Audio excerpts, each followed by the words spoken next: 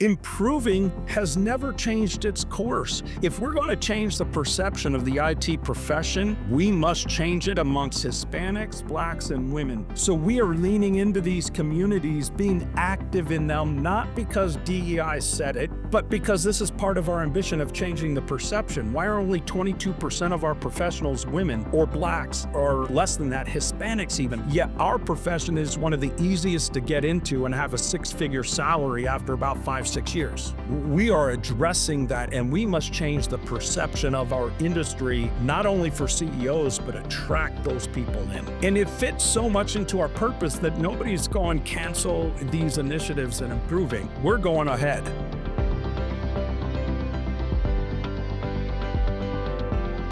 Hello, everyone. Welcome to this week's episode of The Conscious Capitalists with myself, Timothy Henry, and my partner in making the world a better place through business, Raj Sisodia. Hey there, Raj. Hi, Timothy. Good to see you again, as always. Yes, indeed. And today we are really, really fortunate. We've been in the world of trying to get this guy for a while, and he's so busy, it's been hard, but we finally got him. And he's somebody who's near and dear to the movement. And Curtis Hite, we are so happy to have you today. Thank you for joining us. Very excited to be here. Let me say a little bit about Curtis. Curtis is the CEO and chairman of Improving, a software consulting and training company, which he founded in 2007.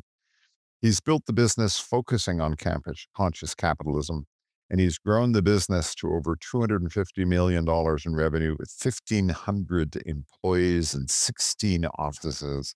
They provide software development, technology consulting, and agile training and coaching to clients globally. Now, Improving's been recognized 15 times by the Inc. 500,000 as one of the fastest growing privately held companies in the US. The company has received, now get this, more than 100 recognitions as one of the best places to work in nearly all the markets in which they serve, as well as several national best places to work awards.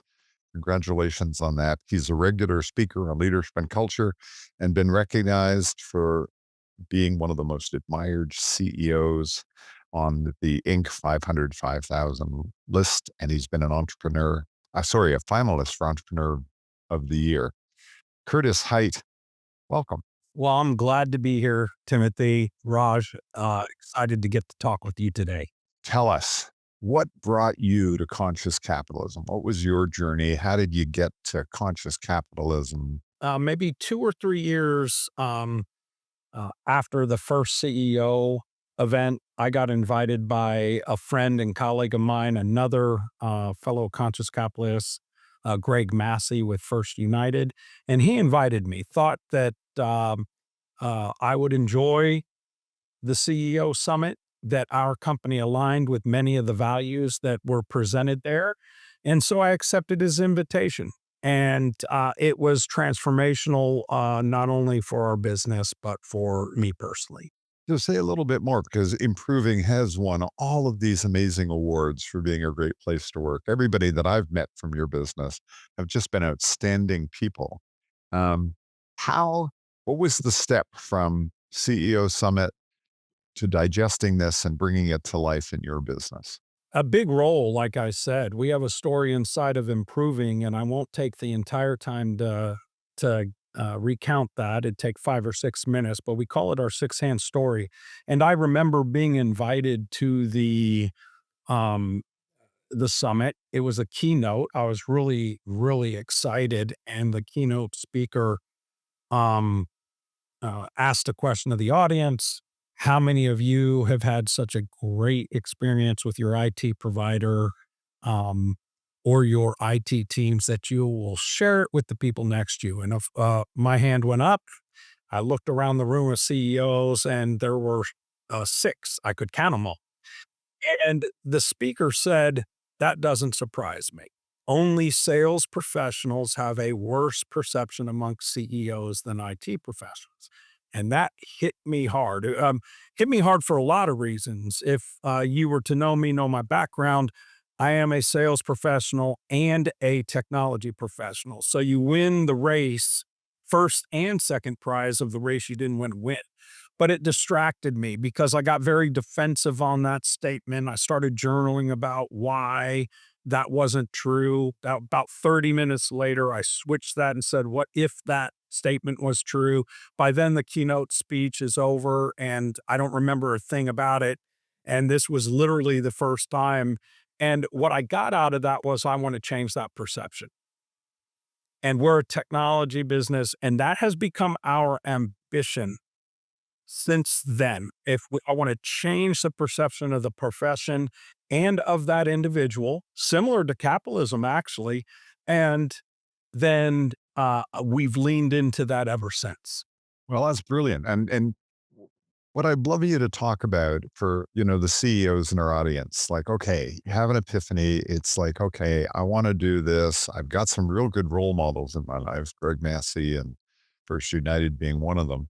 And so where did you start? What were the first couple of things that you did that began to have a meaningful impact on the business? One is to start small. If you were to look at what we do today, it might be inspiring to a lot of companies, but this is after we've been doing this for 14, 15 years. Mm. Pick something small and be relentless about it, whether it's your guiding principles, which we have. We talk about those guiding principles every single day as part of our rhetoric as a company. We work it in.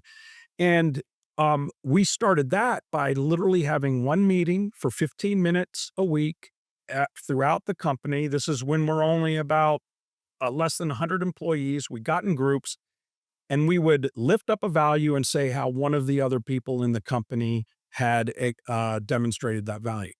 We did this for years. We still do that today. It continues to expand, whether it's our trust badge, whether it's our commitments to our employees. But the key is to start small. A lot of people think big and they get discouraged because they're not there. What do you do that's small, might take 15 minutes, lean into that, and it could change your company forever, really can, as long as you do it resiliently. So that was the first thing. And what was the second thing? I mean, because I think it's important, yeah, start small, be consistent, do it well. And it's a journey, right? I mean, and so at some point you were sort of mapping out, okay, I'm going to do this, then I'm going to do this. What were those things that came next for you? Well, let's talk about our involvement in conscious capitalism itself. You come back, you're extremely motivated, and there are these chapters that are across the United States. Well, we're in Dallas and headquartered there, and when I came back, the goal was I want to participate in every conscious capitalism meeting this year. That's it. Find somebody from the company to participate, and for a year somebody from Improving was always there. A year later, what we said was, we want to invite, not only bring ourselves, but let's invite one person into that and let's grow that. So we changed that. So not only come, but come with one person. Few years later, it's how can we be involved and maybe lead it? And we've had board members ever since. And then that leadership compelled even myself to be on to the international board and participating today on the governance committee. So starting small, getting in the practice, and then slowly adding, and now everybody talks about it in the business. Curtis, I want to also add my appreciation for you and gratitude, not only for being on our board, but also being, I think, one of the most committed leaders to the growth of the movement and supporting the movement. So I've been at quite a few events around the country where Improving was part of the hosting team, or it was at one of your facilities, or a lot of your people were there. So I think you have stepped up to support this movement in so many ways. And we're deeply appreciative. Not only do you support it, but you really are an exemplar in so many of your practices, which we're going to get into here today. But I want to go back to the beginning of your entrepreneurial journey, because you used to work at Raytheon. And I think there's kind of a classic story of you coming up with an idea for something and the powers that be dismissing it as what does it say? Tell the software we need to get back to work or something. That's what they said. And Well, also, just for the record, I can't imagine anybody calling Curtis a weenie, let alone a software weenie. I mean, I'm like, oh my, oh. that is a true statement. And what I do remember is I had a number in my head. It stuck as 162,339. But you know what? Whether that's the real number or not, who knows? But I've been quoting that number for a long time. And when we were there, I was part of a division in Dallas, and we had the software industry was going through a time like it is today. Today it's AI. Back then it was a transition from functional programming to object oriented programming. And we had a center of excellence. And the idea was we would separate in a fully owned subsidiary just so we could get out of some of the cost structures and attract some of the brightest and best people into Raytheon. So this wasn't something that I was getting personal ownership or anything of. We were just trying to attract the best and the brightest. And it went up and it came back down with that message. Oh, tell the software we need to get back to work. But I learned a few important lessons in this. One was the assistant to the local managing director was the one who shared the email with me. I'm like, wow, you better have your really good administrative assistants, because that's probably a message that was better not shared. And but secondly was the inspiration to say, okay, I get it. And it wasn't disgruntledness, but it was, if I want to try something really entrepreneurial, I might have to do it on my own or with a group of colleagues. And a group of colleagues decided to take this concept in our first business and branched out back in the mid 90s. One of the things, Curtis, I've always appreciated about you is your candor, your vulnerability, your authenticity, that you're willing to share things that some other people may not. So you've talked about using negative emotions like shame and fear and so forth as a foundation or a springboard for growth. Can you share a little bit about that? How we can use uncomfortable emotions for growth and transformation? Now, I'll talk about that one a little bit, about shame and where that can play for us, even though it might be considered a relatively negative emotion. But let's move from the story of Raytheon and then moving to become an entrepreneur. Well, that company that we started, we actually sold to a French company and went public after that on the Nouveau Marché. And several years later, they decided to let me go. And the performance of the company was actually good at the time, if you really look back at the historic record. And that created a huge amount of shame for me. I'm a little bit younger, and I took it very personally. I wondered what other people would think about me because I was laid off. And I've learned since then, just in maturity, that people get laid off for different reasons. It could be because somebody wants to take it in a different direction, or because that they simply want to lead it themselves. But in this case, it maybe wasn't a reflection on me, maybe it was, but I experienced so much shame in that event that if you had asked me 6 months earlier, I'm never going to do a software services business again, would have been my answer. But instead, I wanted to prove to everybody, and maybe even myself, that I wasn't an imposter. And I'm telling you, this was deep shame. Like, I was overly obsessed with what others might think of me. But wow, does that create a strong and powerful intrinsic motivation? And it did. So maybe these negative emotions, like many, can sometimes drive us to things that are good. Yeah, I think you're right. It's a function of how we process it and act on it. I mean, I've shared my own experience with shame. I used to be a professor of marketing and information technology at Bentley University, and I had started a center for marketing technology and so forth. But at some point, I realized that was not my passion, and I really lost my mojo in a way. And I was in an endowed chair position that did not get renewed. So I was one of the two people at that level in the university, and suddenly everybody knows. It's like a public humiliation, it felt like. My salary went down, my teaching load doubled, and I lost all the travel budget. All kinds of things happened. And at the time, it was deeply mortifying. And everybody knows in a university, and so. But at some voice inside me said, why did this happen? Because you're doing something you don't care about, and what do you care about?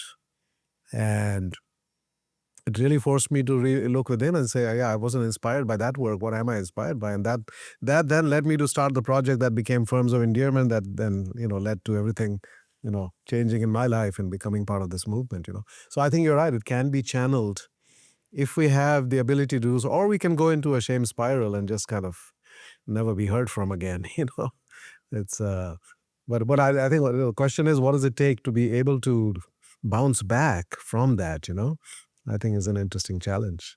And that's the first time I've heard that story from you. So, which is intriguing. I have a lot of empathy for that because maybe we shouldn't have felt that shame, but I did. And part of it, then as long as you can quickly move out of the victim mindset and into more of a creative mindset and ask, okay, maybe part of it was me. What could I have done differently? And I combine those two things. I want to reduce the shame, prove to others that I'm not an imposter, and play a different role in my own life. And it's compelled a great story with new partners here in Groovy.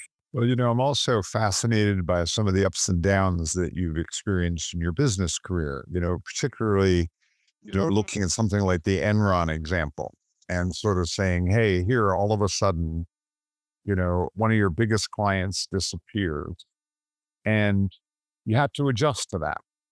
And I'd love you to talk a little bit about that and compare and contrast that with what you did differently at COVID, because that's more recent when you're further along, both personally and as a business. I'd love you to compare and contrast your reaction to both those. All right. So this is um, uh, in the first business, and our largest client was Enron. And we went to many of the subsidiaries, and I can remember telling somebody that we were diversified because we're in 5 different subsidiaries. The entire company would have to go down for us to be exposed. I never say anything like that. You just call it karma or anything. I never say anything close to that anymore. And of course, everything went down. And what's really unfortunate about that is they continue to use your software systems. They eventually sold it to UBS Warburg, but improving didn't get paid. And uh, uh, I learned a very difficult and hard lesson there too. But in order to keep the business alive, I had to let go about 35% of the company. And this was overnight, and it was right before Christmas, if you remember the timing of this event.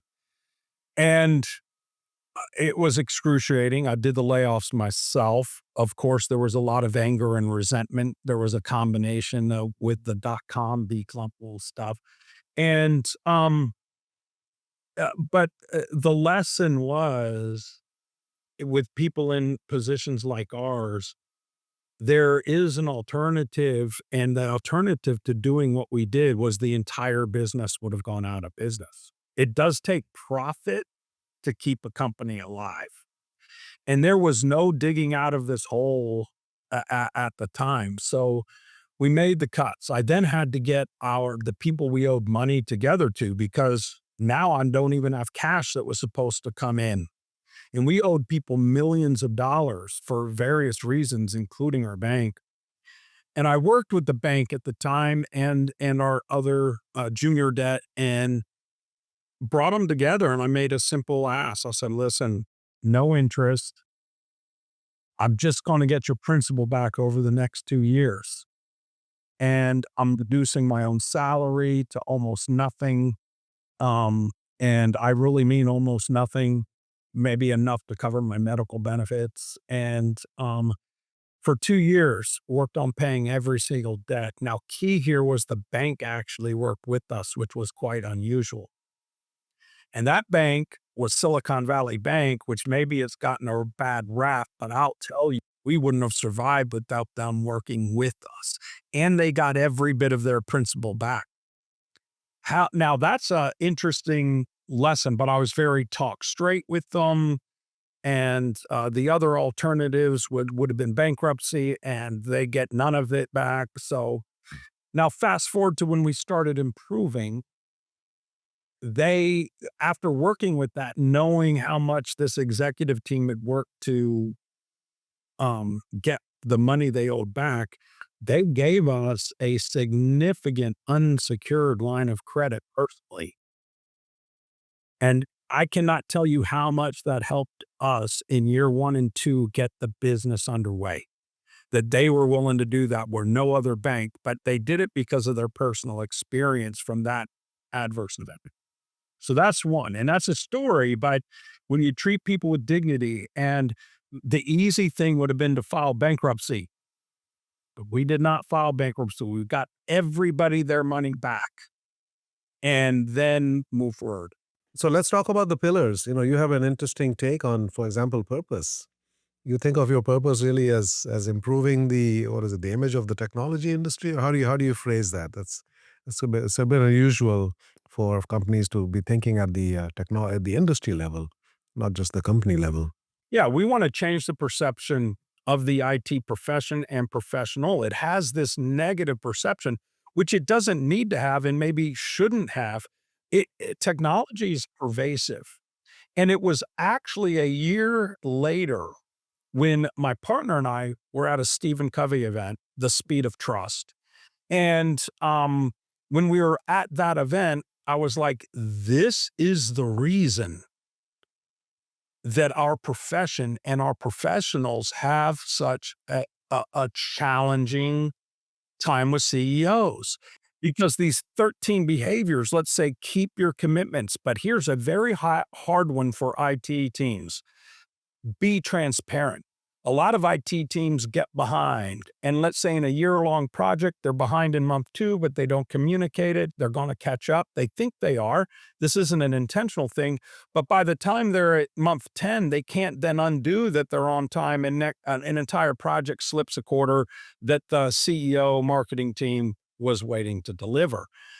Keeping our commitments is a big thing. Clarifying expectation is the predecessor to keeping commitments. I could go over and over about these 13 trust behaviors, but how that impacted our businesses today.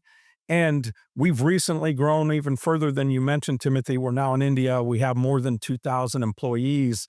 But we have more than 1,200 professionals that meet every single week to discuss these 13 trust behaviors in these pods. And this is a voluntary. We do not coerce people into do this.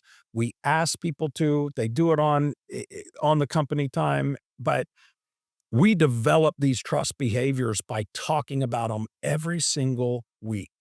And the biggest impact about that, surprisingly, my biggest feedback is not only does it affect us professionally, but Curtis, my family life is probably impacted even more than my professional life by this. So it's Right. great. And we lean into trust by being able to do that. And now take that a little further into how that influences your development of leaders in the organization, your selection, your promotion, your development of leaders. Because ultimately trust is, you know, earned at one level, but it's also leaders who create trust with the people that they work with. And so I'm wondering how your philosophy of leadership gets translated into the development program you guys have in your organization. First, I'm going to say that I personally use the term leader very, very carefully at improving. We have executives, and there are 3 very important types of executives: administrative executives, management executives, and leadership executives. I will only use the term leader to refer to those. And there's different characteristics in each, and all of them are very important, right?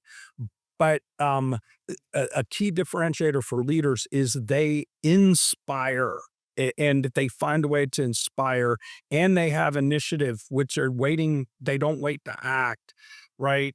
But um, so I'm going to go back now and answer the executive programs. Um, Trust is the foundation of all of these. If you look at all 3 of those, they require their own form of trust. And that is one of the 3 common attributes. And so by working on these things in a regular basis, that it helps extended in the organization. Just understand, trust is not perfect. It's a bold ambition. People are always going to fail, but there are trust behaviors for that, right? Right your wrongs is a right practice accountability. These are trust behaviors that over time actually build trust. So practicing this is the foundation of both our executive development and changing the perception of our profession. Well, that's an interesting way to separate out those categories of executives. I have not seen that before. It's quite interesting. In terms of stakeholders, you also do some unusual things. I believe you recognize the families of your employees as stakeholders. I think that's a great thing to do because definitely those children and those relationships are impacted. You've been known also for your supplier relations, where you pay them. A big problem with suppliers is they get paid late quite often before they need to meet their obligations. So you often pay your suppliers before you yourself get paid. And so that's a beautiful thing. And your employee ownership as well. You're creating a significant amount of ownership among your employees. So talk about your stakeholder philosophy, how that's evolved. What do you see as the next evolution of that? And what have been some of the impacts of doing those things? So stakeholder model, very important. And it's something that we started out small again. All of these things I'm saying, choose something small and arrive at the bigger thing. We simply created our stakeholder map shortly after going to that conference. I was like, yes, we need to think about some bigger picture. And then you learn about everything over a period of time and you elaborate it. So you did mention our suppliers. We try to treat our suppliers. We have a motto: treat our suppliers better than our customers treat us. Mm-hmm. Right? And they're not dependent. I cannot tell how many companies I know use the excuse that, well, we're not being paid, so you're not being paid. And that's unfortunate. It's true. I can see if you could get in a situation where that was mandatory. But if it's not mandatory, we don't do that. And we're fortunate enough not to. But this stakeholder model of looking one level deeper. I'll give one more example. We consider our industry a stakeholder. We consider the geographic communities we're in a stakeholder. Well, what can we do that's low cost but able to support them? Our space at night all have training rooms and common areas. We open up our space at night to groups to come in and use. It originally started technology and industry groups, but now it's just community groups. In Dallas, I know, and in places like Ohio and in Houston, our space is used every single night by either the industry or community. And that doesn't cost us. It costs us some cleanup and a host that night. But these are small ways that we can help our stakeholders and have a meaningful impact. The thing that we've often talked about within conscious capitalism is that conscious capitalism is not an excuse for not having a good business model and a good business strategy. Now, I could also argue that at this time, when we have so much uncertainty around different technologies, the economic and political and global situation, it's never been more important for companies to be really agile and adaptive with their business models. And I think that as we go forward, conscious capitalism is more important than ever because it creates an environment in which businesses will be more agile and adaptive because their employees are more engaged, their leadership is more aligned. And and I'm curious because you're the canary in the coal mine in that sense, and that your industry and your business model is changing and will change in ways that you have no idea in the next 3 years, right? If somebody comes along and says, "I know exactly where AI will be in 3 years from now," like grab your wallet because they don't know what they're talking about.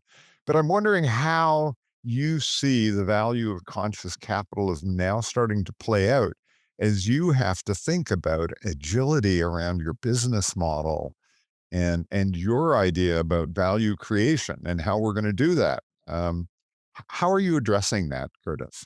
We do have two cultures we're trying to create at Improving. We're a services company, and we have a culture of revenue. Okay. This is the capitalism side of things.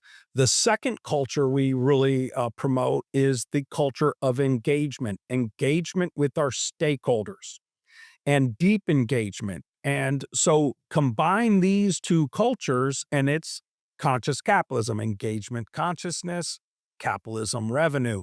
And both are important. You always have to remember that the revenue and the profit is the air you breathe, and your purpose will not matter if you're not alive. So, just from a priority, sometimes the capitalism must take priority. But the engagement itself by employees, and we have an unusually high engagement in improving, but it's also conscious behavior. We have an entire system that promotes it and elevates it and recognizes it, called Engage. But that is what allows us to adapt because we have people that are engaged and the environment. Our industry has not seen the change it has seen since the dot-com bust right now. And it's both disruptive things happening that are both positive and negative changing our environment. Okay. And so having a great employee base that is engaged is our secret. It is probably our greatest of our three guiding principles.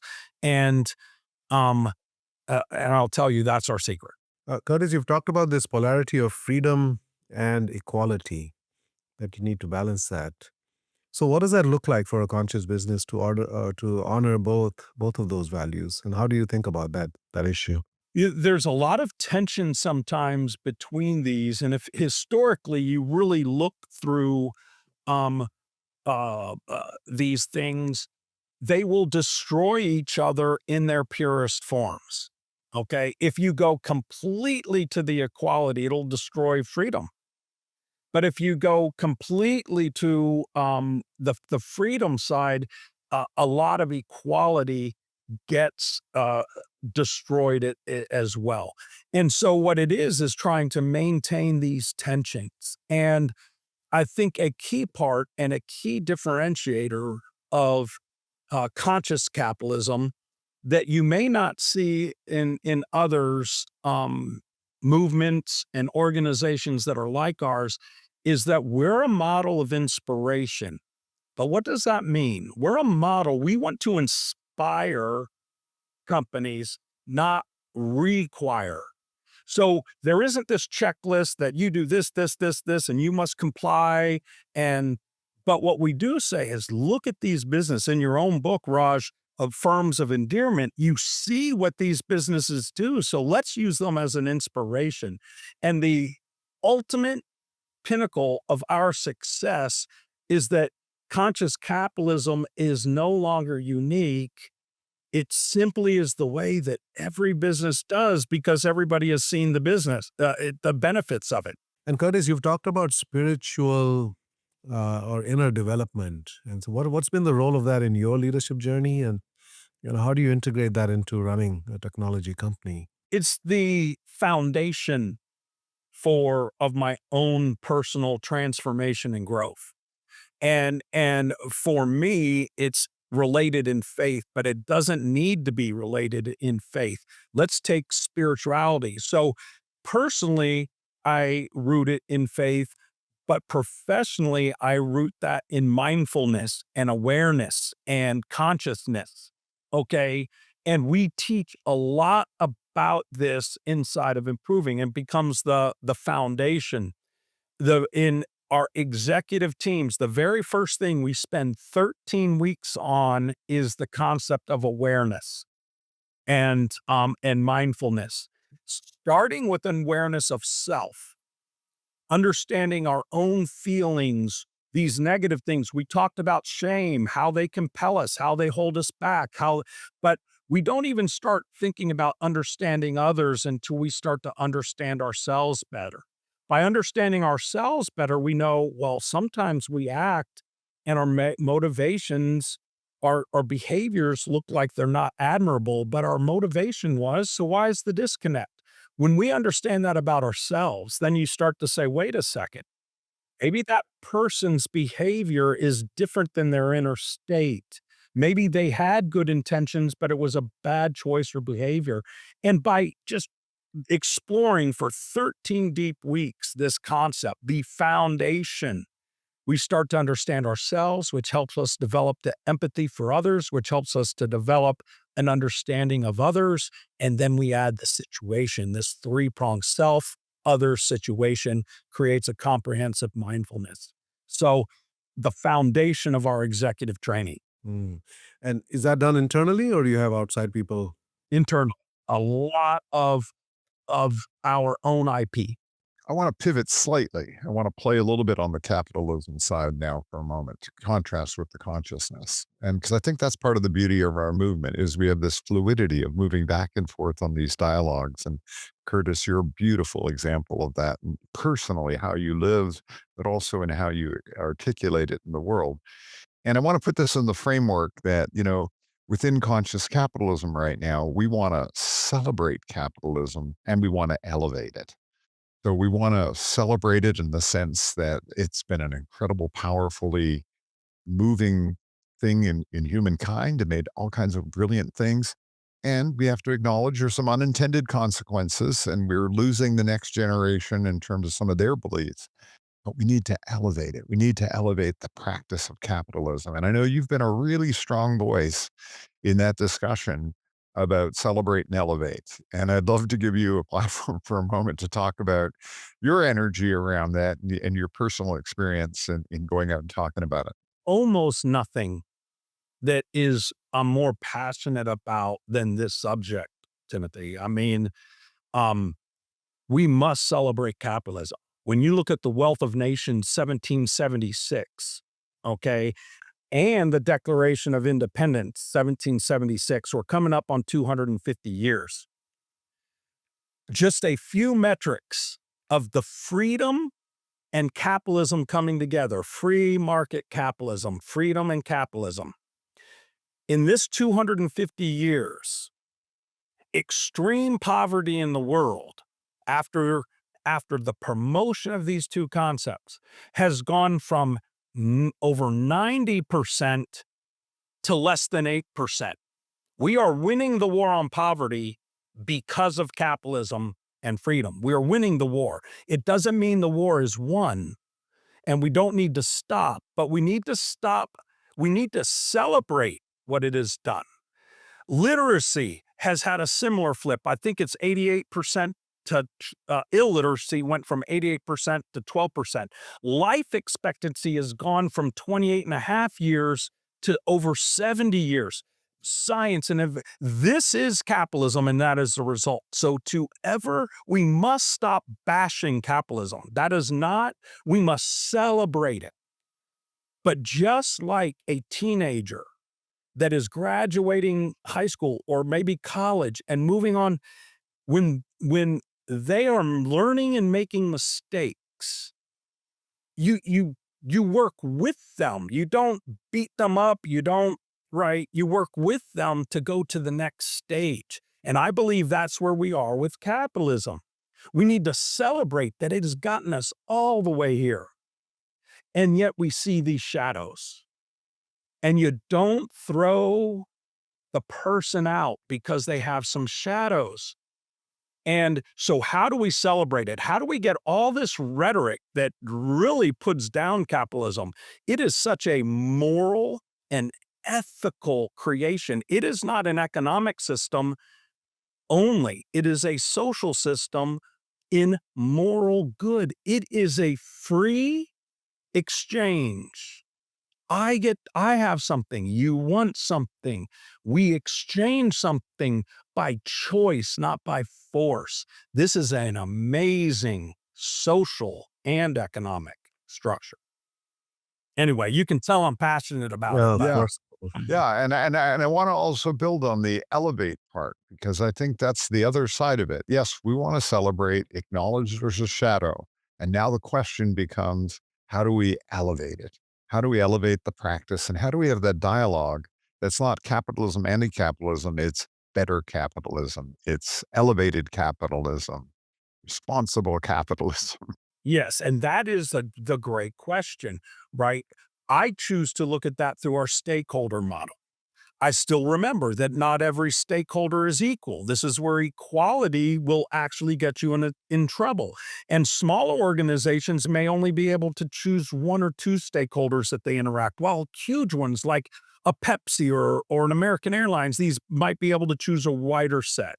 And just because a small company doesn't do everything, we shouldn't hurt them. But I look at it through a stakeholder model and what can I do to elevate a certain number of stakeholders, and that becomes a key. Look at it not just the shareholder or the employee or the customer, but where can we start branching our businesses as we grow to have a greater impact? And you would be surprised, it doesn't take a lot of money. Often it takes effort. Often it takes a little creativity. And when we start doing this, everything comes together. Curtis, the times we're living in right now, it feels like there's a bit of a backlash against some of the ideas that we believe in, right? And many people are advocating for a return to pure shareholder focus, profit oriented, and no, don't pay attention to any of these other things. Now, anything can be taken too far. So yeah, some ideas that we also believe in, if they're taken too far, then they become harmful as well. So with that caveat, how should leaders respond to this present moment? Because one response is to say, let's give up on all of this stuff and go back to business as usual, because that seems to be what is being advocated. But how do you stay true to these in times when there feels like a pushback? And how do you articulate that when you're confronted with it? I want to answer this in two ways. One is going to bring controversial subjects into it, but the other, I think, shouldn't. One is we need to stay the course as conscious capitalism, okay, and capitalists. We have great ideas, okay, and part of that is it's rooted on freedom, free market capitalism. There were a lot of things that had great intentions and good ideas. I do a speech where I call this stakeholder capitalism, but I feel there was a fundamental mistake being made. It was the introduction of coercion. You will do this, force you to do this. And because that was happening, there's a big rejection right now around things that most people actually believe in. Things like DEI, actually, most people believe in. Some of the ESG things that are out there, most people actually believe. What they don't want to be done is forced into every aspect all of the time. And so what happened, I see this as one of the shadows of stakeholders, this coercion.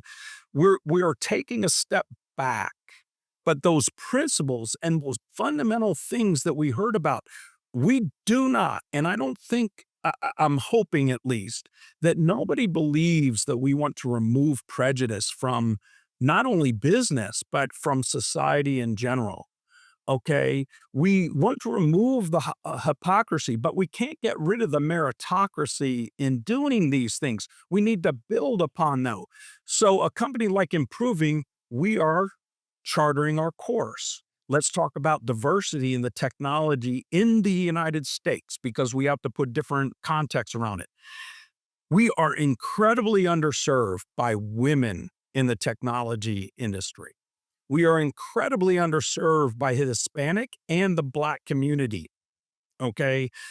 Improving has never changed its course. If we're going to change the perception of the IT profession, we must change it amongst Hispanics, Blacks, and women. So we are leaning into these communities, being active in them, not because DEI said it, but because this is part of our ambition of changing the perception. Why are only 22% of our professionals women or Blacks, or less than that, Hispanics even less than that? Yet our profession is one of the easiest to get into and have a six-figure salary after about 5-6 years. We are addressing that, and we must change the perception of our industry, not only for CEOs, but attract those people in. And it fits so much into our purpose that nobody's going to cancel these initiatives and Improving. We're going ahead.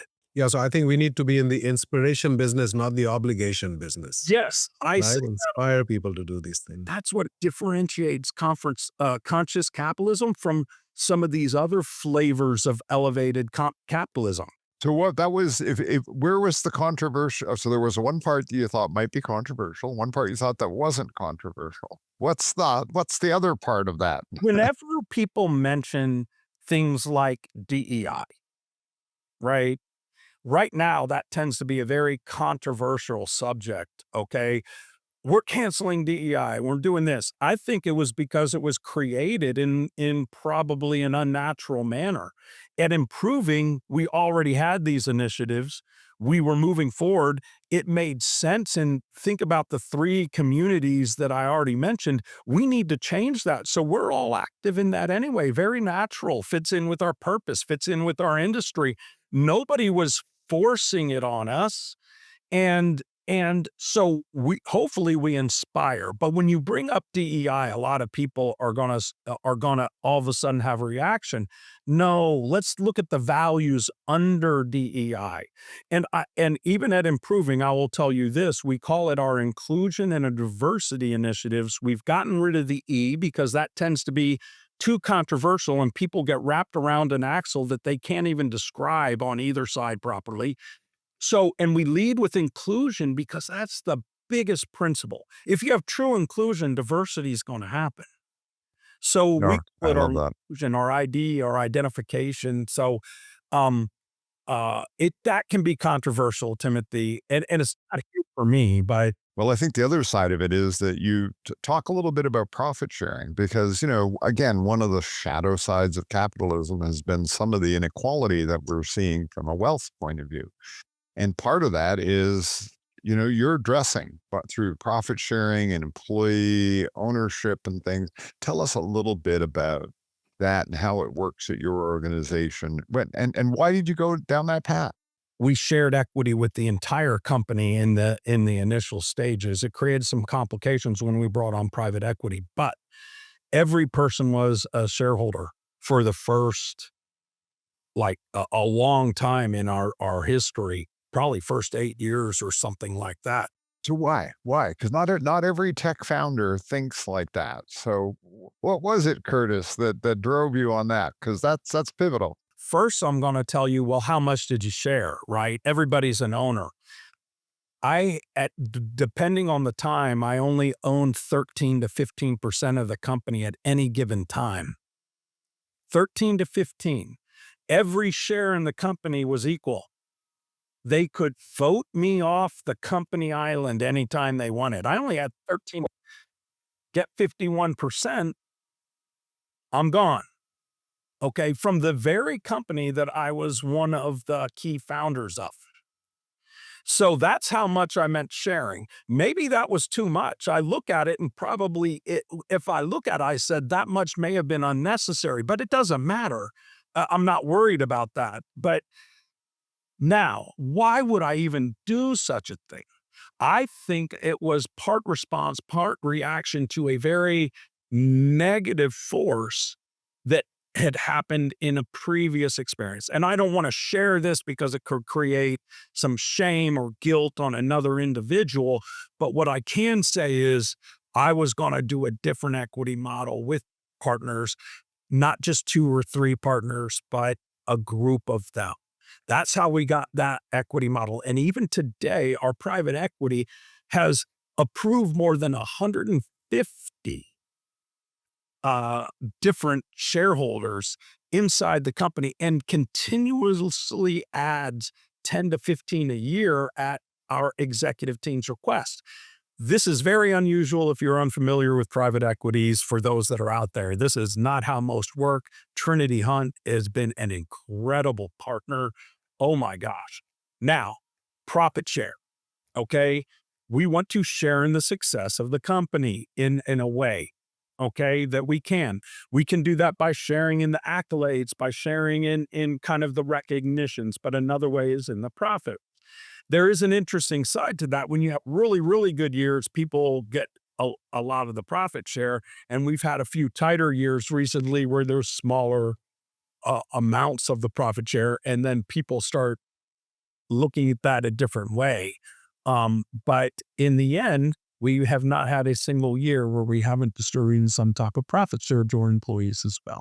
But one of the things that I found fascinating or have found fascinating, and I think you again exemplify this, is it's one thing to have employee owners and to share profits, but to have people feel like owners and to act like owners, which means they understand your business model.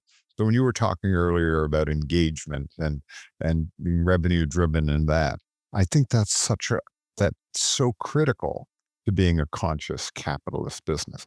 The more your people understand the business model, the more they understand how they can impact the success of the business, the better the results are going to be. And yet it's so often missed that, that people at the front line just really don't understand, how they impact the business. So what do you do as part of your engagement program to really help people understand the economics of the business and what role they can play in driving that?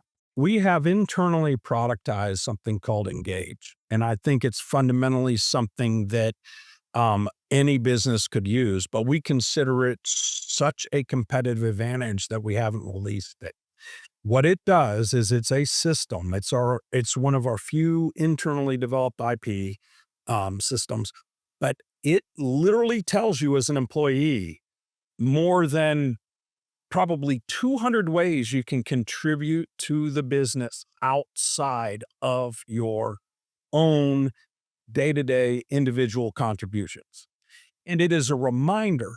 And right now, we've moved from monthly to weekly entering how you've engaged with the stakeholders.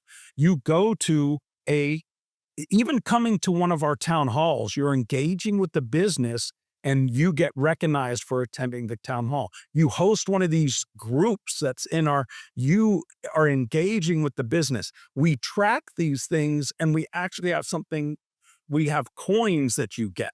And the coins can be given to the different uh, charities and stuff that we have at the end of the year. You can give these coins to employees and they can cash it in for a bonus. You can take the coins in for a bonus yourself, but it also elevates. I literally, as the CEO of a 2,000 person company, I actually get to see on an individual basis how different people are engaging in the company. And there's more than 200 ways we identify. And if people identify a new one, we can up our system. That's amazing, Curtis. Is there a way to make a product like that available to the outside world that can be customized by each company? That'll be the next business. I'm not kidding. But I'm happy and doing that here at Improving. And we can't get distracted. This is a product thing we could productize. We already have, but we haven't released it. I think you all would be amazed. It also is combined with our employee growth program and our what we call Path, and it's part of the whole Path and our career development system. Curtis, with that kind of model, and are we entering a recession? Are we not entering a recession? The economy's slowing down. And as you look forward, there's not a lot of optimism that it's going to get better in the short term. How do you start engaging in that dialogue with your organization in terms of preparing? You got to have a little foresight, and maybe it won't happen, but at the same time, maybe it will. And so how do you start that dialogue with the organization right now as a conscious business? In our industry, and for a lot of industries, I think you would say we've already entered a recession a couple years ago. And just because economic factors, the few indicators that say this is an official recession, we can see as a technology company and services across all industries, we saw some pretty broadband pullbacks. Obviously, not every single sector, but we've gotten to see quite a bit. And I would say start with a trust behavior of being transparent, another trust behavior of talking straight. We have town halls, and we've been discussing this within the company since 2022. And I think a little ironically is all of our leading indicators have been really, really positive uh, bookings and pipeline and things like that. However, with some of the recent things, again, not a political statement, but a lot of the fear around tariffs, because most of the tariffs really haven't gone into light grown. We've seen a lot of people pause. And I don't know a lot of people that are negative on what the economy will be like in 12 months. I don't have a lot of people going, it's going to be bad. And we don't see a lot of people going, I am super confident. And um, uh, I think what's happening is people are saying, well, we don't know. And I would say 3 months ago, most people would have been, I'm pretty confident. And it could flip back at any time. What I tell the people inside the company is we're business and we're still an entrepreneurial business. We will respond together to whatever is brought before us. A tougher economy or a growth economy. You make different decisions based on which economy you're in, and the best companies will engage and adapt. Well, Curtis, we like to end on a lighter note with some rapid fire questions. Absolutely. Okay, and I think I know the answer to this one. What's the morning ritual that you never skip? Push-ups and sit-ups. I knew that one. How many? 80% right now. 80%. And how many sets? 1 to 2 sets a day. So I might get an evening set of each into some days. What is one book that every conscious leader should read? I'm going to go with The Speed of Trust because we can't get enough trust building in the world. And I think you already touched on this, the favorite failure that later turned into a blessing. Maybe it was the weenie comment or things like that. Yeah, well, it's hard to call being let go a failure given where it ended. So I'm going to go a little bit more personal on this.